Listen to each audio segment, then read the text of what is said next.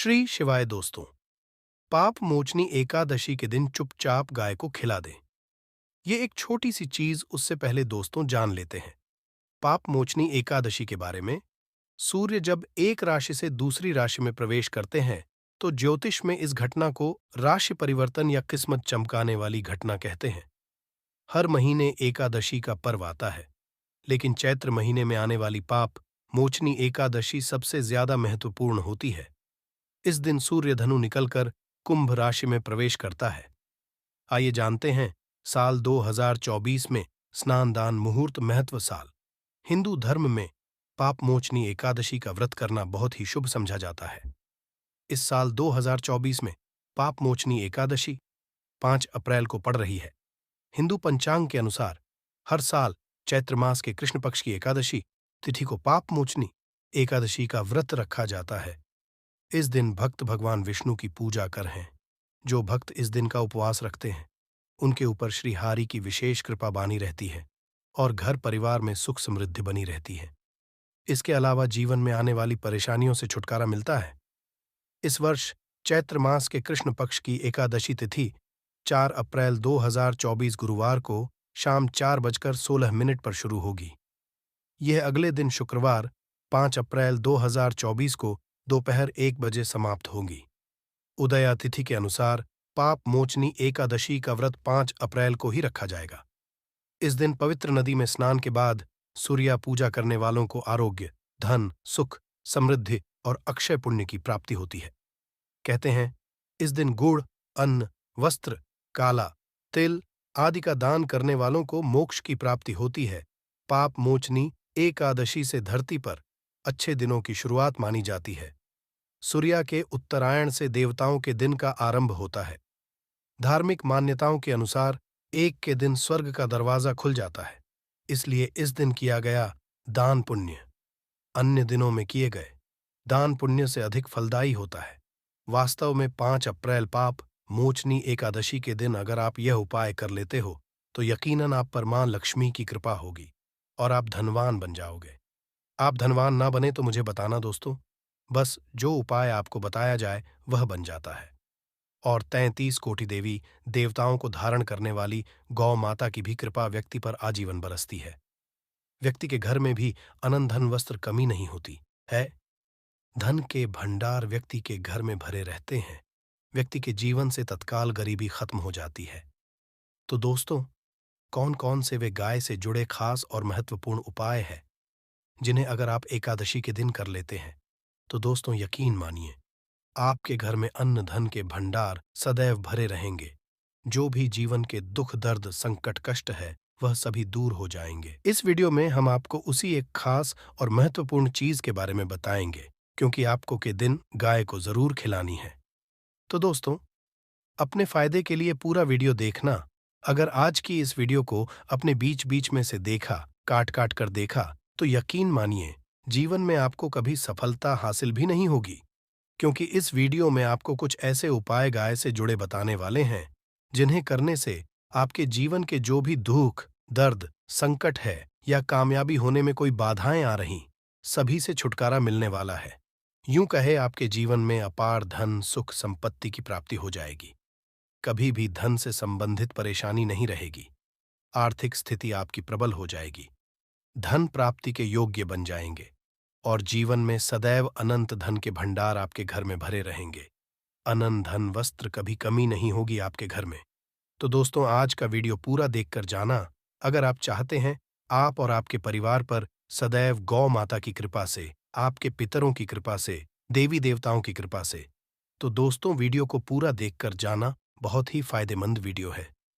पूरे 250 सालों के बाद ऐसे दुर्लभ संयोग है, तो पूरा वीडियो देखकर जाना अगर आप लाभ हासिल करना चाहते हैं और 7 पीढ़ियों तक कभी कोई किसी तरह की कमी ना हो, ये फल चाहते हैं, तो वीडियो को पूरा देखकर जाना। बहुत ही लाभप्रद वीडियो है आपके लिए दोस्तों। वीडियो को आगे शुरू करें उससे पहले आपसे रिक्वेस्ट करते हैं कि वीडियो को लाइक कर चैनल को सब्सक्राइब कर देना और कमेंट बॉक्स में सच्चे दिल से जय गौ माता जरूर लिख देना, जिससे माता की कृपा आपके और आपके परिवार के ऊपर सदैव बरसती रहे। और ज्यादा से ज्यादा वीडियो को शेयर जरूर करना ताकि और लोग भी इस वीडियो के माध्यम से लाभ हासिल कर सके। इन उपायों को करने से अपने जीवन में सदैव धन सुख संपत्ति की प्राप्ति कर सके। तो शेयर करना ना भूले इस वीडियो को, इससे और लोगों का भी भला हो। आपको बता दें, इस दिन तीर्थ स्नान करना बहुत ही फलदायी समझा गया है। अगर कहीं तीर्थ स्थान पर पवित्र नदी में स्नान करना संभव ना हो तो आप क्या करें? घर पर ही नहाने वाले पानी में गंगा जल की कुछ बूंदें डालकर स्नान कर लें। और साथ ही साथ अगर आप स्नान आदि से निवृत्त हो जाएं, सर्वप्रथम तो अपने घर के पूजा स्थान को साफ कर वहां पूजा पाठ करें। आप और पितरों के निमित्त तर्पण पिंडदान तो आपसे बने धन वस्त्र दान जरूर करें। और इस एकादशी के दिन दान करने से सभी मनोकामनाएं पूर्ण हो जाती हैं। एकादशी के दिन विशेषकर पूर्वजों की पूजन के लिए बहुत ही शुभ फलदायी समझा गया है। मकर संक्रांति के दिन पिंडदान करने से पूर्वजों की आत्मा को शांति मिलती है और उनको मोक्ष मिलता है। और आपको बता दें, इस बार जो इस दिन पितृपूजा के साथ साथ हनुमान जी मंगल देवता और भगवान शिव की भी पूजा करनी चाहिए। आपको बता दें कि इस दिन अगर आप हनुमान जी और मंगल देवता भगवान शिव की पूजा करते हैं तो मंगल का ग्रह जनित दोष भी दूर हो जाता है। व्यक्ति के जीवन में धन सुख संपत्ति की प्राप्ति हो जाती है। समस्त मनोकामना व्यक्ति की पूर्ण हो जाती है। और दोस्तों, साथ ही साथ अब बात करें आपको उस दिन, मतलब ये जो एकादशी के दिन है, इस दिन आपको एक उपाय तो जरूर करना है। गाय का उपाय बताने से पहले एक उपाय आपको दें, इस उपाय को जरूर दूर करें। क्या करें कि शाम के समय पीपल के पेड़ के नीचे आपको सरसों का चौमुखी दीपक, आटे का दीपक बनाना है। चौमुखी, उसमें आपको कलावे की बाती लगाकर सरसों के तेल का दीपक जला देना है और बीच में 2 साबुत फूल वाले लौंग भी डाल दें। फिर देखिए कैसे चमत्कार आपके जीवन में होता है। शाम के समय जलाकर उसे छोड़े, मनोकामना मांगकर। दोस्तों, 11 दिनों के अंदर आपकी वह मनोकामना पूर्ण ना हो जाए तो हमें बता देना। बहुत ही प्रभावशाली उपाय बताया मैंने आपको, बहुत ही दुर्लभ से दुर्लभ है। इस बार नए वर्ष के उपाय को जरूर करें। ये उपाय जो है बहुत ही आपको लाभ देगा। और अब बात करें गाय से जुड़े कौन कौन से उपाय आपको इस दिन, मतलब गाय से जुड़े उपाय जिन्हें करने से व्यक्ति को 7 पीढ़ियों तक बैंक बैलेंस की कमी नहीं होती, दुख दर्द संकट कष्ट दूर हो जाते हैं और सभी सुख व्यक्ति के कदमों में आ जाते हैं। कदम चूमती है सभी सुख घर में, धन के भंडार सदैव भरे रहते हैं, कोई कमी नहीं होती। किसी तरह कौन कौन से उपाय ध्यान से सुनना, जिस तरह बताए उसी तरह इन उपायों को आपको करना है। तो चलिए शुरू करते हैं। कौन कौन से गाय से जुड़े उपाय है? प्रभावशाली चमत्कारिक उपाय है जो कि आपकी किस्मत को चमका देंगे। एकादशी से आपको लाभ शुरू करते हैं। दोस्तों, सनातन परंपरा में गाय गंगा और गायत्री का बहुत ज्यादा धार्मिक महत्व है। मान्यता है कि गौ माता के शरीर पर 3 कोटि देवी देवताओं का वास होता है। गौ माता की पूजा करने वाले जातक पर इन सभी देवी देवताओं की कृपा बरसती है। गौ सेवा से न सिर्फ इस जन्म के बल्कि पूर्व के भी दोष दूर हो जाते हैं। गाय से हासिल पंचगव्य का उपयोग जरूर शामिल करें, क्योंकि पंचम गव्य के बिना कोई भी पूजा पाठ और हवन सफल नहीं होता। यह दोस्तों, गौ कृपा पाने के लिए प्रतिदिन, सप्ताह अथवा महीने में परिवार एक बार गौशाला जाने का नियम रूल बनाए और वहां गायों को हरा चारा जरूर खिलाए। इससे आपको शुभ फलों की प्राप्ति होगी और साथ ही साथ गौ सेवा और गौ पूजा से 9 ग्रह शांत हो जाते हैं और इनसे जुड़े दोषों का निदान हो जाता है। गर्मियों में गौ माता को पानी पिलाए और सर्दी में गौ माता को गुड़ जरूर खिलाए। ध्यान रखिए कि गर्मियों में गाय को गुधिया अनेक देवी देवता को अपने ने शरीर पर धारण करने वाली गौ माता से जुड़े कई शुभ और अशुभ संकेत भी होते हैं। गाय का दूध धोते समय अगर गाय ठोकर मार दे और सारा दूध बिखर जाए तो अब शगुन होता है। अगर कोई यात्रा पर निकल रहा हो और गाय अपने बछड़े को दूध पिलाती सामने आ जाए तो निश्चित रूप से जिस यात्रा के लिए आप निकले हैं वह यात्रा आप जरूर ही सफल होगी और वह जिसके लिए आप निकले हैं वह जरूर ही पूर्ण होगा। यात्रा पर जाते समय बाईं ओर गाय की आवाज आना और रात्रि में गाय की हंकार करना भी शुभ होता है।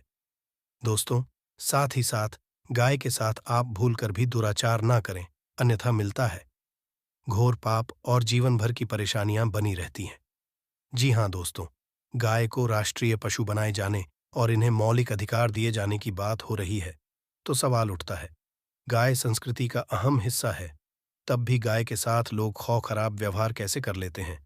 गाय दर दर भटकती रहती है, भरपेट इन्हें चारा तक लोग नहीं देते। गाय तब तक दूध देती रहती है तो उनकी सेवा होती है, और जैसे ही दूध देना बंद कर देती है तो लोग इन्हें उनकी किस्मत पर छोड़ देते हैं, सड़कों पर और गलियों में भटकने के लिए। ऐसे में गोवंश जीवों को कोई डंडे मारता है तो कोई पानी डाल देता है, कभी वाहनों की चपेट में आ जाती है तो कभी बीमार होकर बेचारी यह गाय दम तोड़ देती है। ऐसे में जरूरत है इन बातों को जानने की। गाय को लेकर शास्त्रों में क्या कहा गया है? गाय के साथ आपको कैसा व्यवहार करना चाहिए दोस्तों? गाय को कभी भी मारना पीटना नहीं चाहिए। शास्त्रों में गाय को माता का दर्जा दिया गया है। गाय को मारने वाला माता को मारने पीटने वाले के समान पाप का भागीदार समझा जाता है। लोक में वर्षों तक कष्ट भोगना पड़ता है। अगले जन्म पशु योनि में मिलता है। कथा है कि गौतम मुनि ने गलती से गाय को डा मार दिया था, जिससे गाय की मृत्यु हो गई थी। और इस पाप से मुक्ति के लिए इन्हें वर्षों तक तपस्या करनी पड़ी।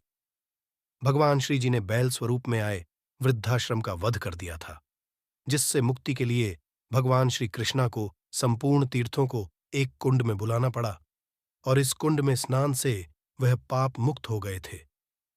दोस्तों, साथ ही साथ पानी पी रही गाय को भगाते हैं।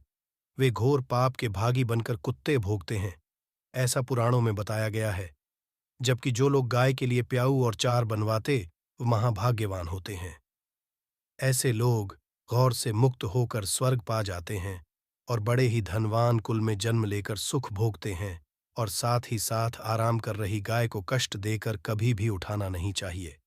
कहते हैं कि जिस स्थान पर गाय बैठी है, वहां से नकारात्मक ऊर्जा खत्म हो जाती है। गाय के बैठने की जगह को जो लोग नियमित साफ रखते हैं, वह जन्म में किए गए जाने अनजाने में पापों से मुक्ति हो जाती है और गोलोलोक में स्थान पाते हैं।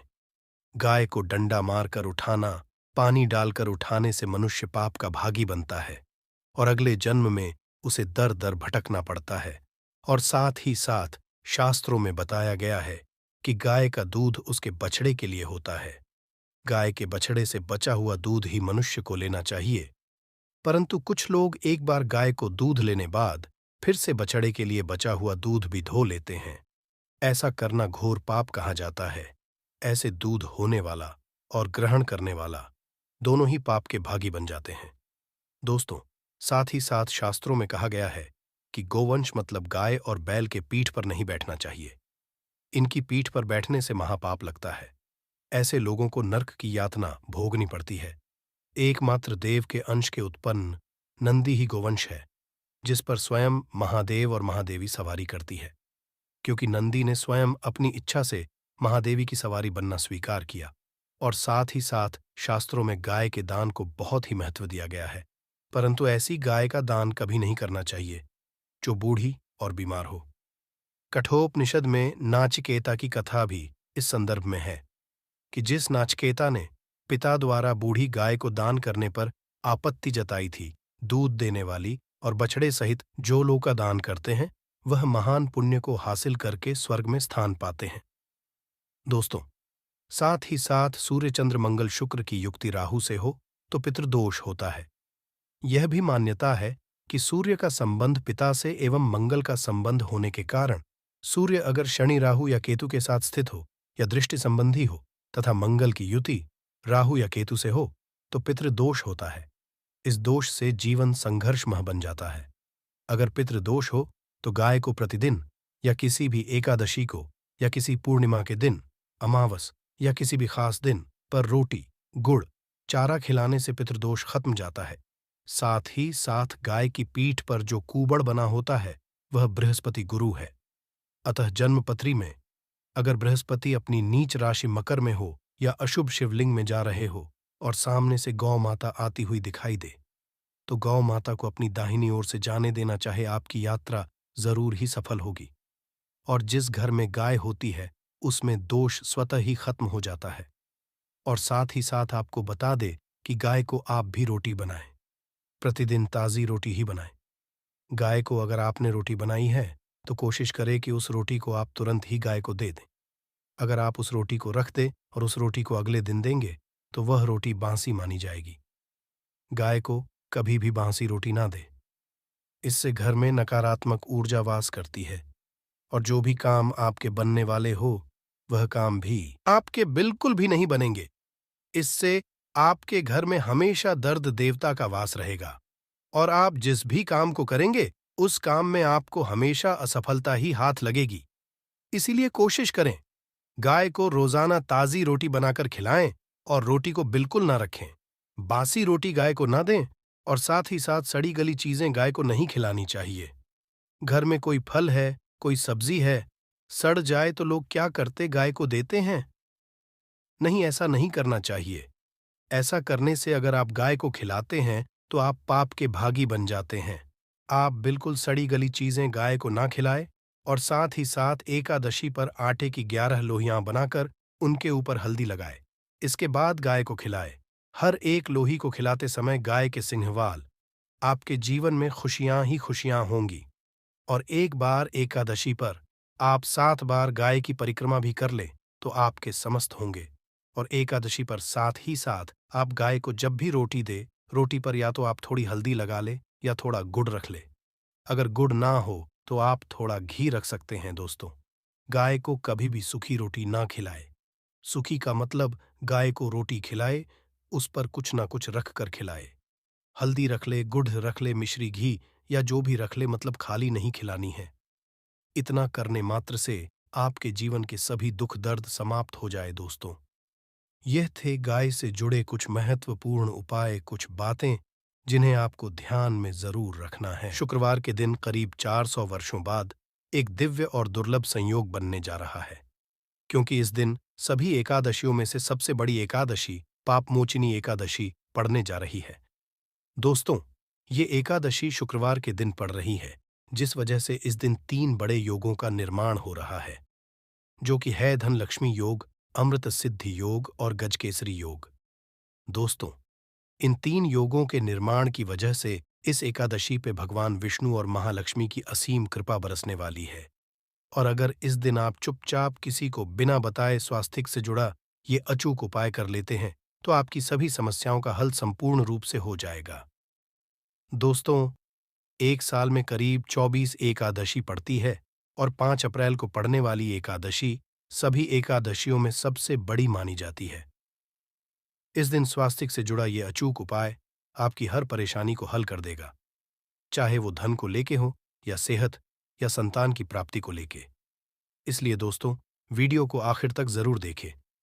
और दोस्तों, अगर आप भी अपने जीवन में भगवान श्री हरि विष्णु की कृपा पाना चाहते हैं तो इस वीडियो को लाइक करके कमेंट में जय श्री हरि जय मां लक्ष्मी लिखना ना भूले। दोस्तों, हर साल कार्तिक मास के शुक्ल पक्ष की एकादशी तिथि को पापमोचिनी एकादशी मनाई जाती है। पापमोचिनी एकादशी का दिन श्री हरि विष्णु को समर्पित है। इस दिन जगत के पालनहार श्री हरि विष्णु अपनी 4 महीने की योग्य निद्रा से जागते हैं। इसके बाद से ही सभी मांगलिक कार्य आरंभ हो जाते हैं।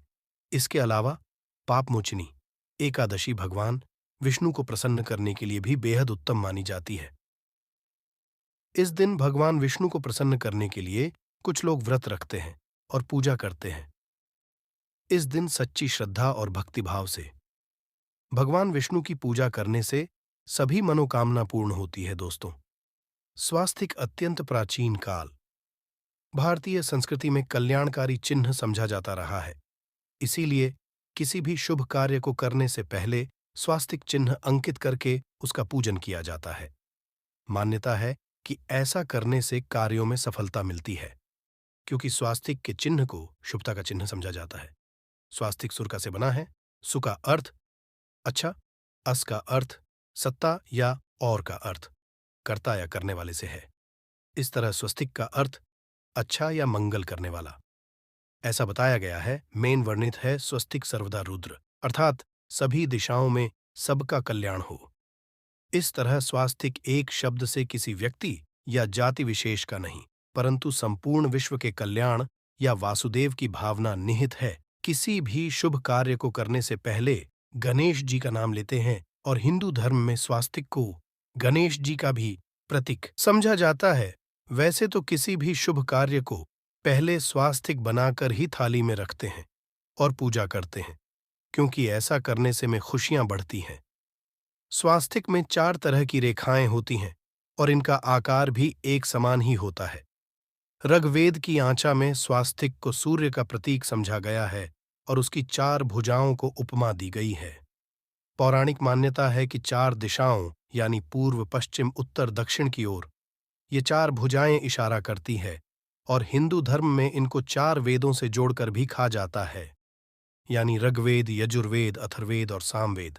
स्वास्तिक की 4 रेखाएं सृष्टि से रचनाकार भगवान ब्रह्मा के 4 सिरों को दर्शाती है और 4 पुरुषार्थ यानी 4 आश्रम, 4 लोग, 4 देवों यानी ब्रह्मा, विष्णु, महेश और गणेश की तुलना भी की गई है। इसके मध्यम में जो बिंदु है भगवान विष्णु की नाभि मानी जाती है, जिसमें से भगवान ब्रह्मा प्रकट होते हैं। और स्वास्तिक की 4 रेखाएं एक घड़ी की चलती है जो संसार की सही दिशा में चलने का प्रतीक है। ये है स्वास्थ्य महत्ता। इस एकादशी के दिन घर के मुख्य द्वार पर शुभ मंगल चिन्ह चिन्ह स्वास्तिक स्वरूप बनाएं। आप चावल और कुमकुम की सहायता से बना सकते हैं, चावल और हल्दी के घोल से बना सकते हैं, या फिर कुमकुम यानी सिंदूर और घी, सिंदूर और तेल मिलाकर के भी बना सकते हैं। ऐसा करने से वास्तु दोष दूर हो जाता है। इससे मनोकामनाओं की पूर्ति हो जाती, घर से क्लेश, कलह, बेचैनी दूर हो जाती है। तंत्र मंत्र क्रिया से भी रक्षा होती है। इसे शुभ कार्य के पहले अंकित किया जाता है, क्योंकि स्वास्तिक को मान सम्मान, सफलता और उन्नति का प्रतीक समझा जाता है। स्वास्तिक हर दिशा से देखने पर एक ही सम्मान लगता है। आपने उल्टा स्वास्तिक की देखा होगा, परंतु उल्टा स्वास्तिक के उपाय अलग होते हैं और सीधे स्वास्तिक के उपाय अलग होते हैं। अगर जीवन बहुत परेशानियां हो तो एकादशी के दिन तांबे या चांदी का स्वास्तिक प्राण प्रतिष्ठा करवाकर घर की चौखट पर लगवा दो। बाजार से अलग अलग साइज के मिल जाते हैं, उसे लाकर पूजा घर में रखकर पूजा करें। इससे घर में लक्ष्मी का वास हो जाता है। लक्ष्मी प्राप्ति हेतु चांदी का स्वास्तिक नवरात्रों में भी लगाया जाता है, परंतु सबसे अच्छा है कि सिंदूर और घी या तेल मिलाकर के ये, या फिर चावल और हल्दी के घोल से बना दे के मुख्य द्वार पर स्वास्तिक बनाते हैं तो ज्यादा बड़ा मत बनाइए। 9 अंगुल से बड़ा बिल्कुल नहीं होना चाहिए। 3-4 अंगुल का बनाइए, ये उत्तम होगा। अगर आपके घर के सामने पेड़ या खंभा है तो वास्तु दोष उत्पन्न होता। ऐसे में वास्तु दोष के प्रभाव को स्वास्तिक रोकता है। स्वास्तिक का चिन्ह देवता को प्रसन्न करने के लिए खासकर बनाया जाता है। एकादशी तिथि पर आप थाली में या चौकी पर स्वास्तिक बनाकर उस पर मूर्ति करते हैं तो देवता प्रसन्न हो जाते हैं। आप चाहे तो घर के मंदिर में इष्ट देवता के पास स्वास्तिक का चिन्ह रख सकते हैं। तो दोस्तों, स्वास्तिक के कौन कौन से उपाय घर में लाते हैं, धन प्राप्ति कराते हैं, जानते हैं इस वीडियो में। परंतु दोस्तों, उससे पहले आपसे रिक्वेस्ट करते कि वीडियो को लाइक जरूर करिएगा, दोस्तों को शेयर कर दीजिएगा, और अगर अभी तक आपने चैनल को सब्सक्राइब नहीं किया है तो चैनल को सब्सक्राइब करके बेल आइकॉन जरूर दबाइएगा। दोस्तों, देवोत्थान एकादशी पर मुख्य द्वार की दहलीज के दोनों तरफ स्वास्तिक का चिन्ह बनाकर उसकी पूजा करें। स्वास्तिक पर चावल की ढेरी बनाएं और एक एक सुपारी रख दे। तो ऐसा करने से अपार धन की प्राप्ति होती है, कार्यों में सफलता मिलती है। इस एकादशी के दिन नहाने के पानी में तुलसी का पत्ता या बेलपत्र डालकर नहाइए। ये स्नान के जल में जब आप बेलपत्र डाल देते हैं तो सभी तीर्थ स्थानों में स्नान करने सम्मान पुण्य फल आपको हासिल हो जाते हैं। आप चाहे तो में कुशाघास भी डालकर नहा सकते हैं। पाप मोचिनी एकादशी पर भगवान श्री हरि विष्णु जी के साथ ही महालक्ष्मी और भगवान शिव की पूजा करें। इस दिन इनके संयुक्त पूजन से आपके जीवन की सारी परेशानियां समाप्त हो जाती हैं। इस दिन आप अपने घर के पूजा स्थान पर एक में कुमकुम से स्वास्तिक बना लें। स्वास्तिक के ऊपर थोड़े से अक्षत और एक सुपारी रख दे। इसे 21 दिन तक वहीं रहने दें। बाद में सुपारी को उठाकर की मूर्ति के पास रख दें। 21 दिन तक ये बने रहने से आपके जीवन में धन की कभी कमी नहीं होती।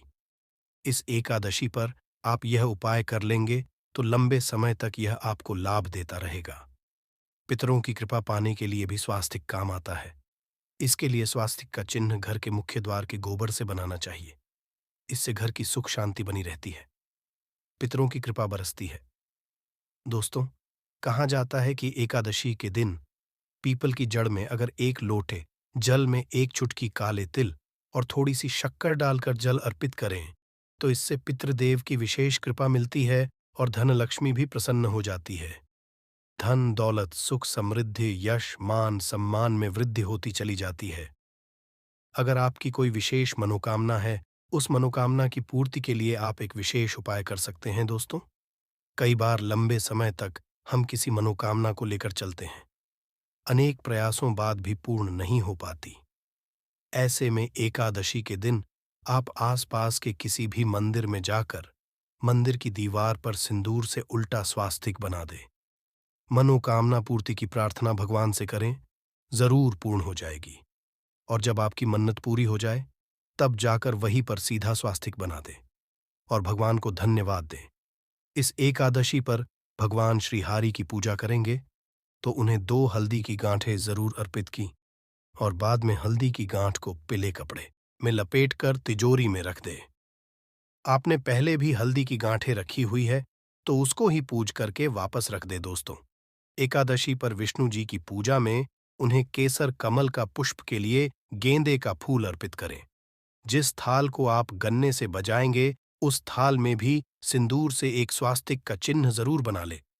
उस स्वास्तिक के दोनों तरफ 2 खड़ी रेखाएं भी बनाएं। फिर उस थाली को हुए प्रभु को जगाए मंगलाचार कीजिए। ये स्वास्तिक का चिन्ह आपके जीवन की सारी परेशानियों को दूर करेगा। जीवन में खुशियां, देवोत्थान। एकादशी के दिन विशेष मंत्र का जाप जरूर करें।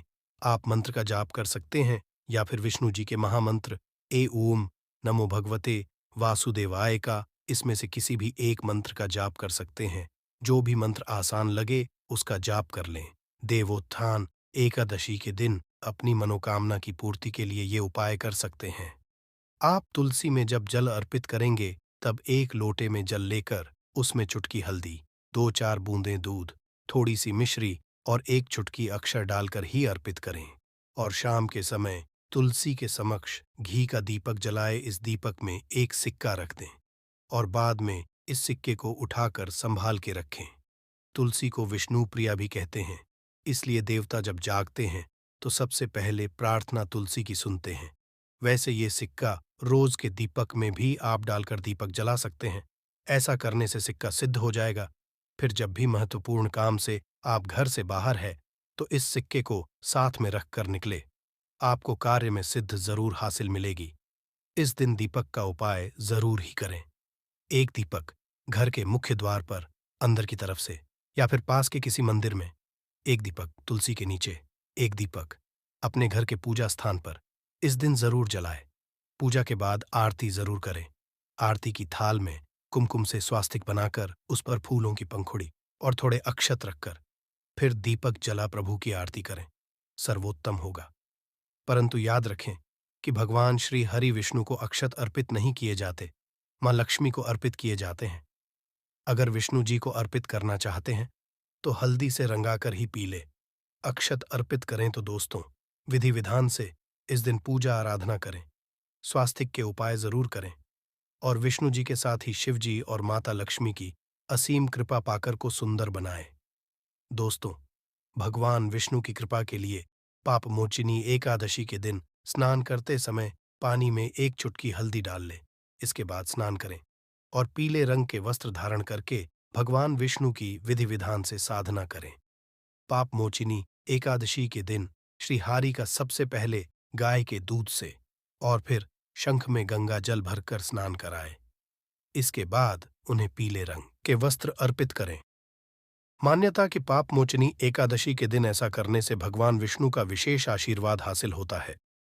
पाप मोचनी एकादशी के दिन भगवान विष्णु की पूजा करते समय उन्हें केसर अथवा पीले चंदन या हल्दी का तिलक लगाए। साथ ही साथ भगवान विष्णु के प्रिय पीले रंग के फूल और पीले फल चढ़ाए। मान्यता है कि इस उपाय को करने से भगवान विष्णु जल्द ही प्रसन्न होकर भक्तों को मनचाहा आशीर्वाद देते हैं। आपके नजदीक भगवान विष्णु का मंदिर ना हो तो आप भगवान विष्णु के अवतार भगवान श्री कृष्ण की मूर्ति की भी पूजा करके पाप मोचनी एकादशी का पुण्य फल हासिल करें। ईश्वर की साधना आराधना में मंत्र जप का विशेष महत्व होता है। ऐसे में आज देवोत्थान एकादशी के दिन भगवान विष्णु की कृपा पाने के लिए एवं नमो भगवते वासुदेवाय नमः मंत्र का जप जरूर करें। यदि संभव हो तो इस मंत्र का जाप तुलसी या पीले चंदन की माला से करें। धार्मिक और पौराणिक मान्यताओं के अनुसार पीपल के पेड़ में भगवान विष्णु का वास होता है। ऐसे में पापमोचिनी एकादशी के दिन पीपल के पेड़ में जल जरूर अर्पित करें कि पूर्ति के लिए इस दिन दूध मिला हुआ जल भी पीपल में चढ़ा सकते हैं। अगर आप पापमोचिनी एकादशी की पूजा का पूरा फल हासिल करना चाहते हैं तो इस दिन भगवान विष्णु की पूजा में शुद्ध घी का दिया जरूर जलाएं। साथ ही भगवान विष्णु को अर्पित किए जाने वाले में तुलसी के पत्ते जरूर रखें। मान्यत है कि तुलसी के दिन भगवान भोग ग्रहण नहीं करते हैं। 1 रुपए का सिक्का माता लक्ष्मी के आशीर्वाद से न सिर्फ आपके जीवन में होगी धन की वर्षा, बल्कि आप बन जाओगे करोड़पति, खुशियों से भर जाएगा। आपका घर, आपकी हर मनोकामना हो जाएगी पूरी, अचानक से बढ़ने लगेगा। बैंक बैलेंस, कारोबार में दिन रात बढ़ेगा। मुनाफा इतना धन आएगा कि संभाले नहीं संभलेगा। इस दिन माता लक्ष्मी बहुत ही प्रसन्न मुद्रा में होती है और अपने दोनों हाथों से अपने भक्तों पर कृपा बरसाती है। और इस दिन अगर के अनुसार 1 रुपए का सिक्का जगह रख देंगे और वह उपाय कर लेते हैं जिसके बारे में शास्त्रों में बताया गया है और जो प्राचीन काल के समय का है, तो मान के चलिए इस उपाय को करने के बाद तुरंत ही आपको माता लक्ष्मी का वो वरदान और वह आशीर्वाद मिलेगा जिसके बाद न सिर्फ आपके जन्म जन्मांतर की गरीबी, परेशानी, कष्ट और समस्याएं तुरंत के तुरंत खत्म हो जाएंगी, बल्कि इस छोटे से उपाय को करने के बाद आपके जीवन की वर्षा होगी। आपके जीवन में धन आने के सारे रास्ते खुल जाएंगे। आपके जीवन में जो धन आएगा उसमें वृद्धि होगी मां लक्ष्मी के आशीर्वाद से। फिर आपके जीवन में आप जिस कार्य को भी शुरू करेंगे उस कार्य में आपको सफलता हासिल होगी। पंचांग के अनुसार